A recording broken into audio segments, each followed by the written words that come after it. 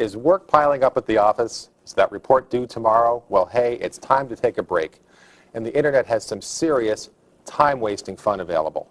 First, how about a joke we can tell the boss when he gets just a little testy? One Usenet news group is called rec.humor.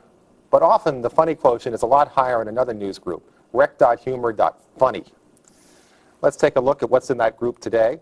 Here's a bunch of jokes. Let's take a look at this one. I'm on a bus. The driver announces that smoking is prohibited and punishable by a fine of several $100s. Suddenly a baby starts crying. Come on, kid, you're 6 months old. You can make it without a cigarette. Oh. Well, tastes vary, but you get the idea. Has anyone ever said you live in a fantasy world? People create their own on the internet all the time, and they use them to role play with other internauts. Maybe you remember a game called Dungeons and Dragons. Well, a generic term for these kinds of games on the internet is multi-user dungeons, or MUDs for short. Somewhere in the world, someone has devised an artificial social environment on a computer.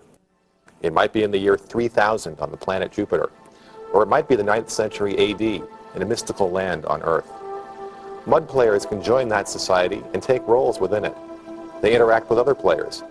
Many of the games involve combat and other forms of violence. You may face trolls and other horrible creatures in order to gain the hidden treasure or the fair damsel. But other MUDs are much more peaceful, and you don't have to worry so much about being killed all the time.